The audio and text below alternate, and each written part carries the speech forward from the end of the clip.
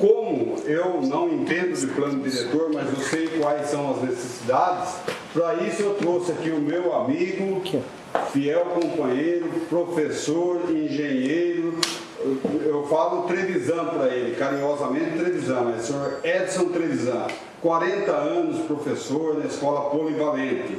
E junto com ele nós temos aqui a Denise, que é mestre em sustentabilidade. A Denise também vai participar dessa... Eu ia falar roda de conversa, mas nós não estamos em roda aqui, nós estamos em alinhamento. Mas estamos aqui para esclarecer alguma coisa sobre o plano diretor, sobre o uso de solo e também para que vocês tenham a oportunidade de fazer perguntas referente às suas cidades. E aquela pergunta que a gente não conseguir responder aqui hoje, porque o nosso tempo não vai ser muito extenso, não quero tomar muito tempo de vocês, a gente responde em seguida para todo mundo, ok? Ninguém pode encaminhar a pergunta que vocês quiserem. Todas as perguntas serão respondidas no devido momento. Beleza? Então, meu amigo Trevisan, prazer em tê-lo aqui. Denise, prazer em tê-lo aqui comigo, para atender o nosso chamado. Vocês vão estar colaborando muito com esse pessoal do interior, com esse pessoal que me acompanha nas redes sociais, que com certeza muitos aí têm problema na sua cidade e eles não sabem como resolver. Então eu acredito que a gente pode dar uma parcela de contribuição para que eles aprendam, não é aprender, é conhecer mais para poder ajudar a sua comunidade, ajudar a sua cidade, para que você desempenhe um melhor papel aí na sua cidade, ok? Então, meu amigo professor Trevisan, eu gostaria que o senhor falasse para mim para que serve um plano diretor. Qual é a nomenclatura, em cima dessa nomenclatura, para que serve isso? Que o senhor falasse para os nossos amigos. Perfeito. Primeiramente, pessoal, queria agradecer principalmente aos que nos ouvem, né? É uma honra, né, ter vocês como ouvintes, né? O principal produto que existe no universo sempre foi e sempre será a informação. Se você tem uma informação, você consegue buscar solução para as questões, tá? E eu me sinto agora nessa oportunidade com a intenção de passar para vocês, antes de iniciarmos nesse tema aí, a Lei 13.465 de 2017, coincidentemente é igual ao CEP da cidade americana onde nós estamos aqui, né? Esta lei, ela é chamada também de REURB, né? Ela regulariza, né, situações que não contemplaram no passado a legislação, né? Desde que se prove a materialidade desta irregularidade até o dia 22 de dezembro de 2016. Então, tudo que se prove anterior a 2016 é contemplado por esta lei, tá? Isso daí é muito interessante, vai resolver muitas questões, porque veja bem, a Constituição do Brasil de 88, né, ela destaca uma das coisas principais, que é a integridade das pessoas, né, para que as pessoas possam viver dignamente, né? E se a pessoa, por exemplo, habita um imóvel irregular, essa pessoa, com certeza, ela não vai estar completa, ela não vai conseguir transmitir isso para os filhos, tal, uma série de coisas. Então, pessoal, eu não vou entrar, assim, em todos os aspectos desta REURB aí, porque é muito extenso, entendeu? Eu diria para que, quando vocês tiverem algumas questões desse tipo, né, procurasse assim, os órgãos competentes, a prefeitura, aquela coisa toda. Que existe o REURB S, né, que é o de caráter social, e tem o REURB E, que é executivo, coisas desse tipo, né? Se fala em REURB S, né, REURB S, para pessoas de baixa renda, né? Agora, veja bem, o que é baixa renda? Então é bem extenso, bem complexo, bem complicado, bem longo esse assunto. O que eu diria para vocês é o seguinte: eu particularmente não estou julgando essa lei, não estou, eu estou simplesmente citando, porque é uma lei federal que vale para o Brasil inteiro, entende? Eu não vou discutir se a lei é boa, se não é, entendeu? Não é esse o nosso objetivo aqui, entendeu? Porque contra fatos não tem argumento. É uma lei que pode ser usada, né, para beneficiar pessoas bem intencionadas, que às vezes compraram um imóvel de uma imobiliária idônea, ou por um erro, por alguma coisa, um outro motivo, às vezes não por má fé, outros casos, sabe? Mas a pessoa, o consumidor, o povo que comprou isso, ele não tem culpa, né? Sem saber, muitas vezes, uma irregularidade que não pode ser contemplada. Então, pessoal, isso daí é muito importante, essa lei 13.465. Para falar assim do plano diretor, eu passaria para a Denise, que é mestre no assunto, né? Que toda cidade com mais de 20 mil habitantes, ou que tenha um caráter assim diferenciado, histórico, de turismo, alguma particularidade, ela tem uma obrigação legal de elaborar esse plano diretor, entende? E esse plano diretor, ele tem que ser renovado a cada 10 anos. Se ele não for assim dinâmico, se ele não for bem feito, o executivo pode ser processado por improbidade administrativa, é um crime, entendeu? Então, pessoal, as cidades, nessas condições, elas têm que se curvar e fazer um plano assim, bem ouvindo a população, entendeu? Não é o camarada fechado lá na sala dele que vai fazer isso aí. Ele tem que ter audiências públicas, né? E essas audiências públicas, ela tem que ser no horário que o povo possa participar. Não pode marcar a audiência pública 8 horas da manhã, o camarada está trabalhando, entende? Então, isso é muito importante. Se não houver essas audiências públicas, tudo pode ser cancelado, entende? Então, Denise, por gentileza, sobre o plano... Denise, vou pedir para a Denise vir mais para cá um pouquinho, Denise, para se focar um pouquinho melhor, nós ficamos com a nossa câmera um pouco restrita.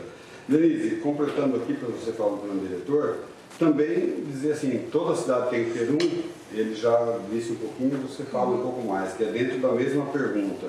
E a outra é, o que ele tem a ver com o Estatuto das Cidades? Exato. Você falar sobre esses 3 temas. Ok. O plano diretor já existia no Brasil desde o começo do século XX. Né? O primeiro plano conhecido diretor é do Rio de Janeiro, do Agache, né? Projeto Agache.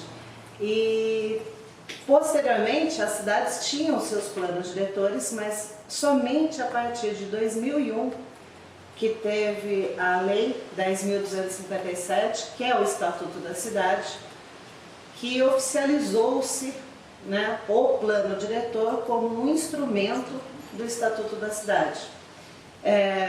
Primeiro, propiciando autonomia aos municípios, autonomia administrativa, e a questão de, assim que se fosse usado esse instrumento, plano diretor, no município se tornaria a lei do município, através de lei municipal. Os planos diretores, eles têm métodos, né? Eles têm uma forma de serem conduzidos, porém muito específico a cada município, né? Estamos com hoje 5.570 municípios, cuja A administração é uma administração municipal, então se torna o gestor público responsável pela implementação do plano diretor.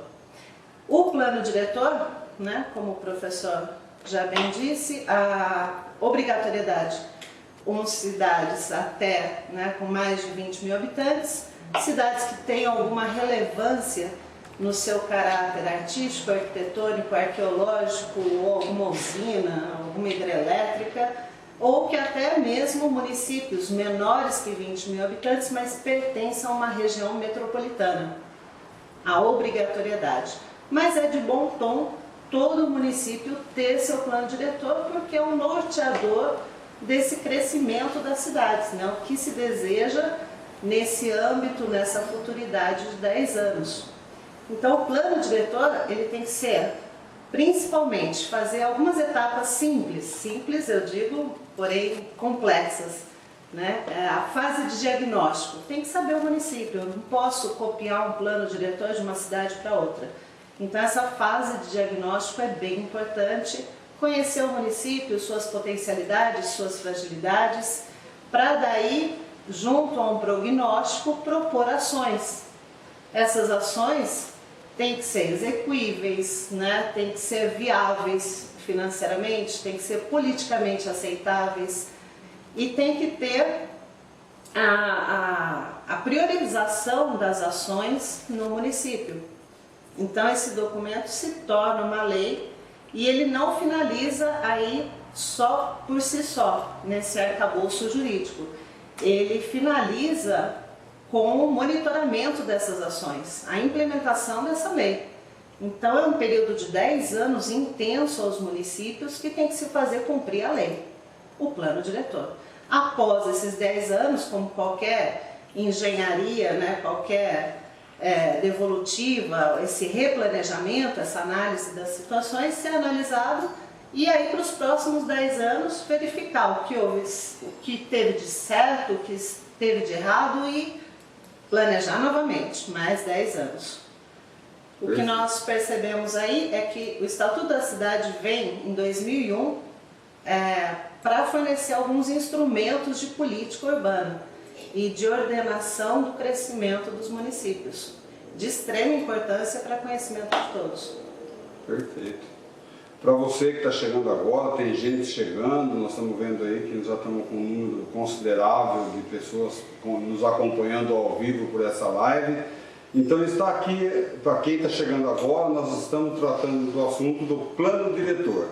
É um assunto muito importante para você que pretende ser um candidato a vereador ou mesmo para você que apenas quer ser um eleitor. Mas para que você que quer apenas ser um eleitor, para que você tenha um pouco mais de conhecimento, para você não passar de bobinho, né? Quando você questionar o seu candidato na próxima eleição, para que você não passe de bobinho e aceite qualquer resposta dada por ele. Então aí está a importância e esse esclarecimento que nós estamos passando para vocês. Muito bem, Denise, eu acredito que vocês já estão aí assimilando bem o nosso projeto. Podem pensar aí em formular as perguntas que a gente responde na sequência. Agora, eu já não sei mais aqui para quem é que eu vou dirigir a pergunta. Eu vou dirigir para o meu amigo da esquerda. E se ele achar que deve passar para a direita, a Denise responde. Onde se cruza, essa é a segunda pergunta, onde se cruza as determinações de um plano diretor e as questões sociais, principalmente das regiões periféricas das cidades, onde elas se cruzam e essas questões sociais na região periférica? Veja bem, pessoal, tudo que se faz nessa linha, né, visa, né, o bem-estar geral da população, né, para que as questões de transporte, saneamento básico, né, água, esgoto, né, que infelizmente, né, uma porcentagem pequena, né, do Brasil tem essas essas benfeitorias mínimas, né? E a ausência dessas benfeitorias, pessoal, ela sobrecarrega o poder público, porque a ausência de saneamento vai provocar mais doenças, isso é uma coisa óbvia, entende? Então, não se gastou em infraestrutura, mas você se gasta em hospitais depois, entendeu? E muitas pessoas vêm a sucumbir, entendeu? E a coisa mais preciosa do universo, né, é a vida, né, a saúde das pessoas, é a maior riqueza, né? Hoje eu tenho a felicidade de coisas pessoais, vamos falar, né? Mas eu recebi um resultado de exame meu, assim, muito a meu favor, né? Doutor Olivato, brilhante, tal. Eu peguei aquilo lá como se fosse, assim, mais do que uma mega cena acumulada. Um troféu. Foi uma mega cena acumulada, entendeu? Então, a saúde da população, das pessoas, né? Uma pessoa doente, pessoal, ela sofre, né? E a ausência dessa infraestrutura de água, esgoto, aquela coisa toda, né? Provoca doenças, né? Agora, eu não sei, eu queria que a Denise completasse, né, por gentileza, essa questão. Bom, quando se fala em periferia, né, essa periferia ela é ocupada em função de uma expansão urbana, por muitas vezes desordenada ou desacompanhada de uma infraestrutura, né, como o mestre está comentando. Então, o que ocorre é essa dispersão populacional. Isso é um agravante, porque muitas vezes não é acompanhada da parte de infraestrutura, e quando a gente diz infraestrutura, também, além de saneamento básico, abastecimento de água, energia elétrica, telecomunicações, parte de sistema viário é sobrecarregada. Quando há essa dispersão, né, para periferias e não há essa descentralização, há um movimento muito intenso que influencia aí a questão de mobilidade, né? Da pessoa precisar se transportar, né? Ela reside num local, trabalha em outro e tem a função de lazer em outro, se tem, né? Então essas questões periféricas, elas são olhadas também pelo Estatuto da Cidade no que se refere a, primeiro, né, voltar a uma questão dada a largada lá na Constituição de 88, que é a função social de propriedade.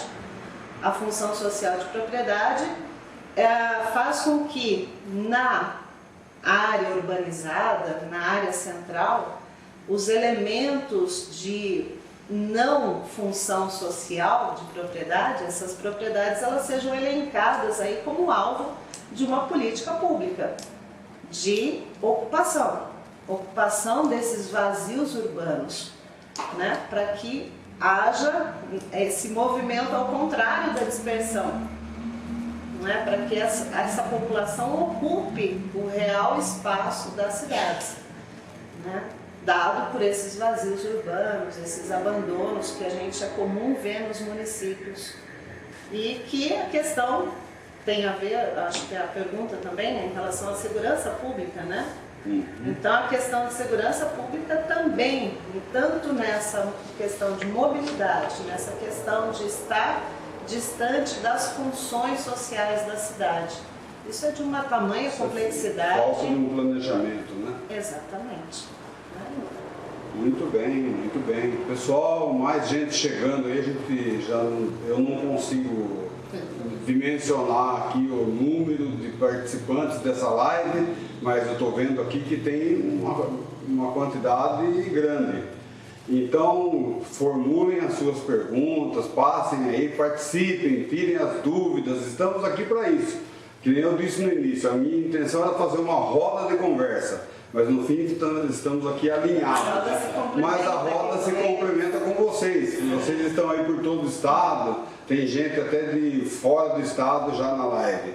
Mas muito bacana, pessoal. Eu tenho certeza que você aí na cidade que você estiver, com certeza você tem algum problema referente a plano diretor. Tenho certeza, porque toda a cidade tem, então eu acredito que na sua também deve ter algum. Então pense e passe perguntas, e temos aqui dois mestres que podem ajudar-nos a tirar qualquer dúvida. E assim, doutor Trevisan, vamos então para uma terceira pergunta. Aqui a gente fala da terceira, mas tem pergunta dentro de pergunta, né? Qual é a importância do urbanismo no plano diretor? Essa é a primeira pergunta da terceira. Qual é a importância do urbanismo no plano diretor? Veja bem, o urbanismo, né, ele é de fundamental importância porque ele trata da ocupação do solo, né, e nessa ocupação do solo existe, né, muitas regras a serem observadas, né? Regras de ocupação do solo, índice de utilização, quantas vezes você pode fazer alguma construção, repetir aquela metragem, aquela coisa toda, né? Então, pessoal, eu queria que a Denise versasse sobre esse assunto, né? É porque, complementando aqui, né, a importância do plano diretor do urbanismo, especialmente sobre praças e jardins e até mesmo índice de segurança. Né? Também entra a segurança aí na falta de iluminação, sim, esse tipo de coisa. Então você pode explanar para a gente? Por gentileza. No planejamento urbano, quando a gente fala sobre plano diretor, muitos municípios, né, quase todos têm. Porém, planejamento é um item bem diferente e planejamento falta muito nas cidades em relação a essas questões de infraestrutura, qualidade de vida. Quando se mede qualidade de vida no meio urbano, é em relação à disponibilidade de infraestrutura e principalmente entrando a questão de mobilidade. As nossas praças hoje, as nossas áreas verdes, elas têm uma conotação diferente, por exemplo, de uma ágora grega que tinha a função, né, de ser uma praça seca para reunião de pessoas. As nossas áreas verdes hoje mínimas, elas estão no processo de urbanização para suprir essa necessidade de áreas drenantes, de superfícies drenantes e de áreas que a população possa ter essa relação de pertencimento, né, de ocupação, de divertimento, de alegria, de entretenimento e ocupação. E quando elas não têm esse sentido de pertencimento, ou seja, as pessoas não usufruem daquela área, daquela praça, daquele espaço público, aí é um canal aberto para a insegurança pública, né? Então, os cidadãos, eles são vigias dos espaços públicos e desde que eles sejam ocupados, devidamente ocupados, né? A gente nota em muitas cidades, até mesmo na nossa, que aonde, na periferia, uma praça que não era bem iluminada, então ali tinha a frequência de pessoas que agiam de má fé e daí por diante. A partir do momento que você iluminou aquele lugar, você arrumou aquela praça, as pessoas se afastam e elas vão para mais distantes, deixando o espaço para outras ocupações mais salubres. Então, muito bem, muito bem. Então, tá vendo, gente? Então, a importância do urbanismo, a importância que tem da iluminação em uma cidade onde nós temos a comunidade é de extrema relevância. E continuem aí formulando suas perguntas, podem passar que a gente tenta resolver aqui. O que não der tempo da gente resolver, a gente responde numa sequência inbox para todos. Está chegando pergunta pelo seu WhatsApp. Muito bem, então a equipe está falando aqui que tem pergunta já pelo WhatsApp. Isso, a produção trabalhando lá. Isso, vamos lá, produção. Daqui a pouco a gente já faz, Pode passar aí que a gente vai tentar responder que sim. Então, Denise, é uma preocupação que a gente tem, por exemplo, eu tenho 40 anos de vida pública e sempre trabalhando em cima da consciência, que é um tema que eu venho chamando o povo, para quem me acompanha no meu canal, sabe da minha insistência em cima dessa palavra consciência. E a consciência, para mim, é uma palavra que devia ser livro de cabeceira, devia de todo mundo ter ela do lado. Por quê? Porque a consciência, ela entra em todos os lugares, né? Não é só de jogar lixo na rua, não. A consciência, ela é dentro de casa, na família, ela é de você não jogar papel, garrafa plástica de dentro do carro, latinha de cerveja, é de você não jogar entulho em alguma esquina, de você não jogar um sofá velho em algum lugar. Isso tudo é uma consciência. Na Copa do Mundo, nós vimos aí que os japoneses vieram para cá, né, e nos deram uma lição onde acabou o jogo e eles limparam o estádio. Isso para mim é uma questão de consciência, que eu acredito que um dia aqui ou será dessa forma.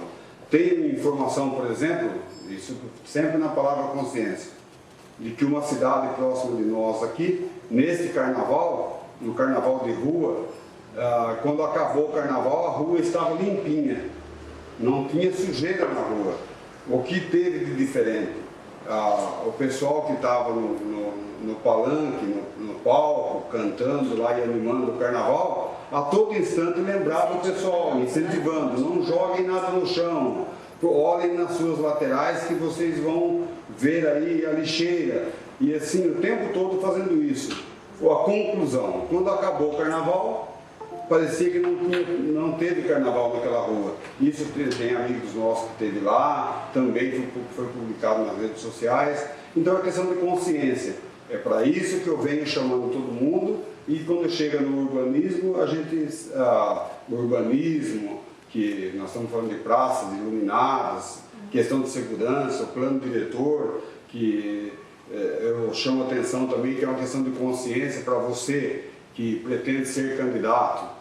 Você precisa saber na sua cidade como está o plano diretor, você precisa saber na sua cidade como é feita a captação de água, se ela é de rio, se ela é de represa, como é feito o tratamento, porque é gostoso chegar lá e abrir a torneira, abrir o chuveiro e ter uma água. Mas aí, de onde vem essa água? Você precisa saber para onde vai essa água. Primeiro saber de onde vem, depois saber para onde vai. Ela é tratada ou ela não é tratada?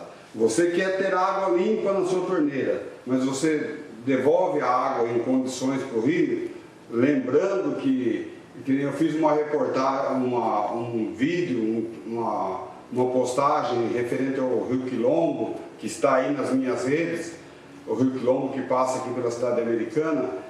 Quando você vê o rio, parece que ele tem um bom volume de água. Fala, nossa, quanta água, chovendo pra caramba, muita água. Não, essa muita água que você vê representa apenas 2% da água potável do mundo. Isso é extremamente preocupante, gente. E é só através da consciência que a gente pode fazer alguma coisa. Pessoal, tem mais alguma pergunta que já possa ser passada?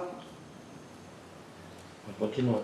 Vamos continuando aí, esperando a sua pergunta, por favor. Estou precisando de pergunta aqui. Que eu gostaria até de frisar, que está no Estatuto da Cidade, é a questão da gestão democrática.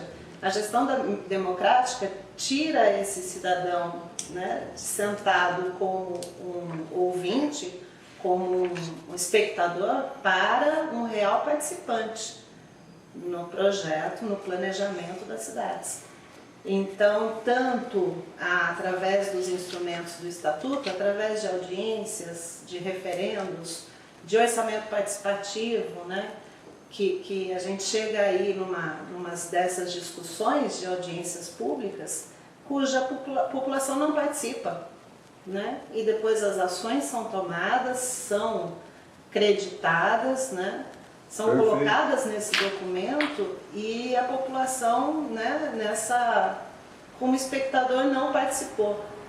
Perfeito. Então é importante participar nas suas comunidades, nos seus bairros, como representante de classe, nas suas paróquias, né, como um cidadão, né, cada um, como você disse, né, cada um com uma parcela de contribuição.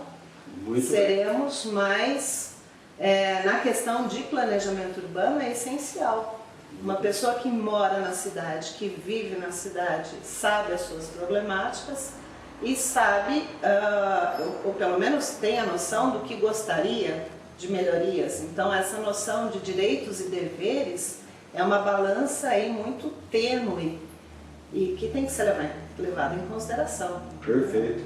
Talvez você na sua cidade, talvez você não consiga resolver o problema da sua cidade toda, mas se você conseguir ajudar o seu bairro, a sua comunidade, você já está fazendo um grande serviço ao país, ao estado e ao município. Vamos lá então a pergunta dos nossos amigos que estão nos acompanhando pela internet.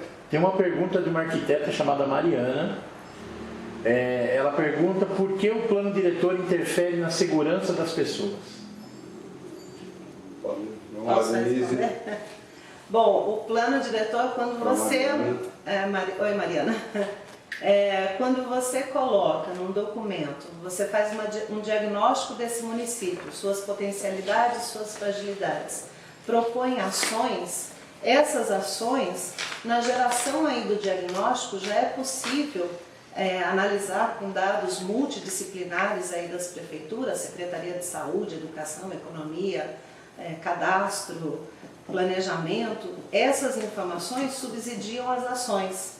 E essas ações, um exemplo de segurança pública, por exemplo, índices de criminalidade no município. Então você tem um foco, né? Você tem focos que são detectados aí pela equipe aí de geoprocessamento e são elaborados aí relatórios.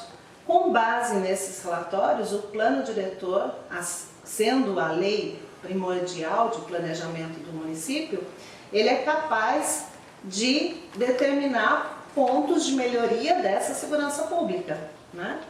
E essas questões que eu comentei, né, a Jane Jacobs, que é uma referência para nós aí em arquitetura e urbanismo, elas sempre frisa essa questão do pertencimento, né, da população ativa, da população na rua, na praça, sendo olhos dessa cidade, né? E aí as ações de planejamento urbano voltadas também a essa fase de diagnóstico.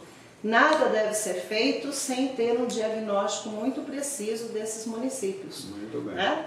Diagnóstico, prognóstico, ação e monitoramento das ações.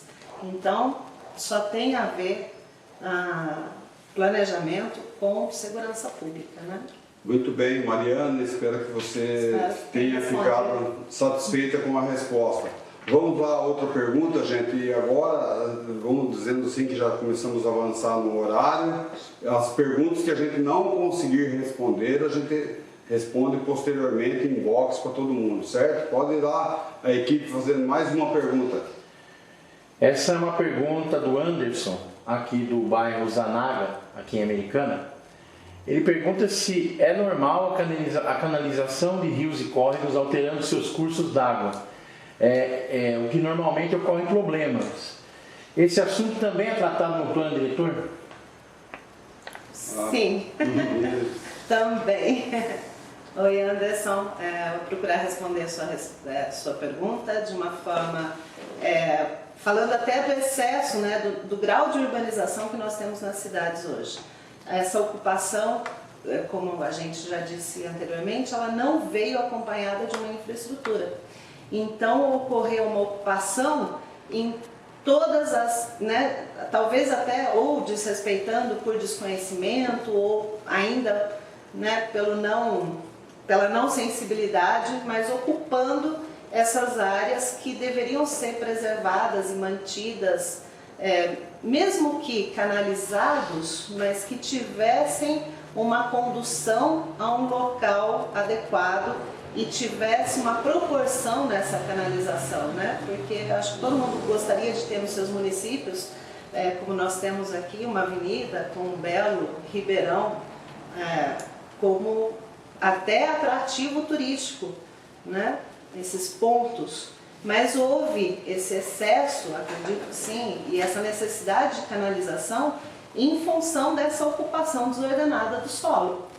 Né? Que nós temos aí um excesso de impermeabilidade no solo chegando a mais de 95% no meio urbano. Então, para onde que vai essa água? né, vai para uma enchente, né, gerando, sobrecarregando as redes de drenagem que não comportam essa água. Cada morador que não tem a sua taxa de permeabilidade no seu solo, acarretando, né? Como é que eu falo? Não sei. Crescendo essa possibilidade de enchentes urbanas, né? Então a solução dos municípios, por muitas vezes, é canalizar esse coitado, né? Que fica aí soterrado, mas para evitar maiores impactos ainda no meio urbano. Exemplo que nós falamos do nosso quilombo aqui, que tem uma extensão de aproximadamente 40 quilômetros, né? Que nós tivemos o prazer de conhecer ele lá no início, na Centro, em Campinas, ali próximo do Exército, onde nasce lá uma mina d'água, bonito, e ele vai crescendo, e ele vai passando pelas cidades, e quando ele chega aqui, ele já chega assim, já é uma outra história, a questão da poluição. Mas as cidades, elas estão chegando lá, a questão do imobiliário, né? Fazendo com que a construção está chegando ali na barranca do rio. E isso a cidade de Nova Odessa tem problema, a cidade de Sumaré tem problema, aqui em Americana, na região do Campo do Turina tem problema, qualquer volume um pouco maior de água, a água já invade.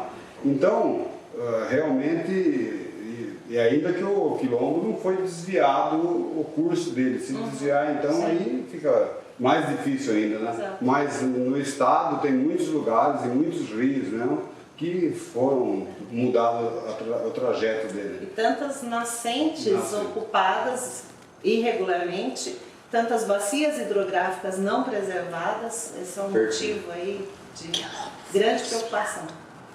Mais uma pergunta aí? Nós temos na verdade um registro do pessoal do segundo ELA do Polivalente, saudando o professor Edson, está aqui na live. Muito obrigado, agradeço, viu? Dizendo que estão com o senhor, estamos com você, professor Edson. Muito obrigado, viu? Eu agradeço a referência, viu? Agradeço do coração. Tem uma pergunta agora aqui da cidade de Bauru, do engenheiro chamado Murilo, e ele queria saber de vocês o impacto que causa na cidade, na urbanização, os tais dos condomínios fechados. Não, veja bem, aí é o seguinte, pessoal, se vive, pessoal, uma insegurança, né? Isso daí lá atrás, já haviam as cidades, né, que eram cercadas de muros, né? Então, pessoal, o que a população busca, né? Ela busca segurança, que infelizmente o poder público não está tendo condições de proporcionar, entendeu? Então, veja bem, é uma alternativa, sabe, que se busca de autodefesa, entende? Eu não entendo que é alguma coisa de segregação, de discriminação, eu vejo a busca pela segurança, entendeu? Agora, veja bem, essa segurança, ela é até mais ou menos ilusória, entendeu? Porque a gente tem notícia que todos os condomínios aqui já foram assaltados. Então, veja bem, é uma questão complexa essa, viu, pessoal?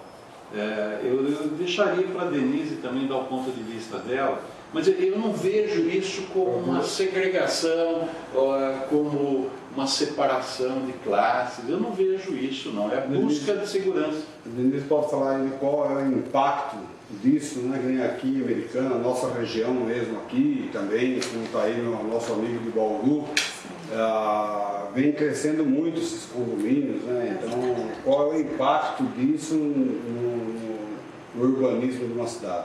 A gente, quando pensa a cidade, o direito à cidade, a cidade para o povo, né, Murilo?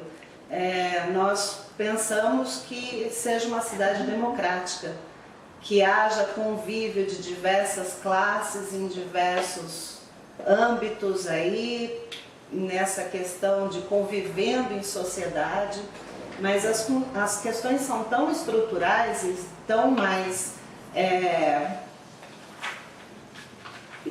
delicadas, né? Que a gente, na própria teoria, e que se me permite, professora Edson, que há sim uma segregação, infelizmente há uma segregação, né? Existe aí duas teorias da autossegregação, ou seja, em função de uma especulação imobiliária, a autossegregação é a seguinte situação, é quando a pessoa mesmo, não, eu vou procurar segurança num condomínio, não é fechado, eu tenho a opção de, com maior renda, me possibilita estar cercado de segurança e de uma autonomia aí de serviços internos, lazer, recreação. Hoje as pessoas não precisam sair mais do condomínio para ter essas atividades no clube, na praça, numa área verde, num ginásio de esporte, né? Então isso é denominado aí na literatura como uma autossegregação. E a segregação induzida, ou seja, aquela segregação que a pessoa realmente não tem para onde ela ir e ela vai onde a especulação imobiliária é menor. E onde a especulação imobiliária é menor, geralmente é uma área de risco. Não é isso que faz com que haja essa segregação e essa divisão. Eu vejo os condomínios uma consequência de um processo aí de urbanização desordenada e alguns serviços que nos faltam para termos qualidade de vida estando convivendo com várias classes no mesmo meio, né? Isso aconteceu nos centros, os centros desocupados em horários, né? Horários comerciais abertos, depois viram uma terra de ninguém, desocupados, as periferias. Então é consequência aí de um desordenamento territorial e desse fator de dispersão urbanística. Beleza. O pessoal aqui está cumprimentando a mesa e está também dizendo que está sendo esclarecedor o assunto, né? O pessoal está agradecendo e dando os parabéns para vocês. Muito bem, somos nós que agradecemos a audiência, estamos aqui com o nosso intuito colaborar com vocês para a gente melhorar o nosso conhecimento, melhorar o nosso entendimento, para que a gente venha aí, vem vindo uma eleição, né, agora em outubro, para que vocês se apropriem mais dos assuntos que são referentes às cidades.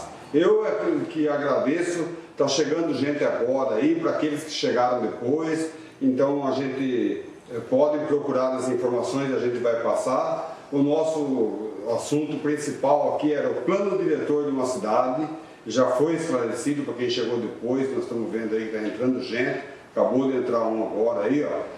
Então, para você que não pegou desde o começo, a gente passa os seus dados, tem aí até meu WhatsApp, está na rede social, eu responderei a todos com o maior prazer mesmo, que o nosso intuito aqui é esclarecer, tirar dúvidas. E também, vamos já caminhando para o final, nós já estamos aí há 50 minutos, embora tivemos um probleminha no início com a questão da internet, mas faz parte do jogo. Então eu vou agradecendo aí a todos, agradecer a você, Denise, por estar disponível e vir aqui, te conheci hoje, fiquei muito feliz com a sua história, com o seu currículo. Eu pedi para o meu amigo televisão passar um breve currículo seu para mim, ele passou um currículo que eu não vou ler, porque senão vou ficar até às 11. Lembrando o pessoal que a live fica gravada. E nós também vamos disponibilizar esses vídeos em pequenos vídeos assim, setorizados, né? Então, olha lá, gente, a live fica gravada, ela fica no YouTube, você vai poder acompanhar ela inteira, desde para quem está chegando agora, acabou de entrar a gente, ó. Você pode ir lá no YouTube e você vai encontrar essa live inteirinha. De repente, se você tendo alguma dúvida, você pode nos passar e a gente terá o maior prazer em responder a sua pergunta se você não teve a oportunidade de fazê-la aqui. Então, Denise, foi um prazer imenso, fico satisfeito e agradeço mesmo de coração. E espero, se eu precisar de você uma outra vez, que você esteja disponível. Como okay? professores, estamos sempre disponíveis. Perfeito, perfeito. Ao meu amigo Trevisan, também engenheiro, professor, conheço de longa data, umas palavras finais aí aos seus alunos, principalmente, que estão lá te acompanhando. Pessoal, eu só queria agradecer, meu voto de agradecimento, agradecer essa audiência, entendeu? E desejo sucesso a todos vocês, né? Que vocês sejam bem-sucedidos na carreira de vocês e que as cidades fiquem cada vez melhores, né? Se Deus quiser, minha gente. Sucesso, muito obrigado pela atenção. E eu aproveito para agradecer também a todos os meus amigos, para aqueles que me acompanham nos meus canais, me acompanham no Face, me acompanham no Instagram, no YouTube, Telegram, Twitter. Nós estamos já aí com a rede social à disposição de vocês, para vocês acompanharem desde o início dessa minha proposta em ajudá-los, todos os caminhos que nós já percorremos até aqui e que vamos continuar percorrendo daqui para frente. E já deixo aqui para vocês o convite para a próxima quinta-feira, porque essa foi a primeira live de uma série de 4. E a próxima live será assuntos jurídicos de uma campanha. Eu não vou passar aqui o nome do jurídico, porque ele ainda não me confirmou a presença.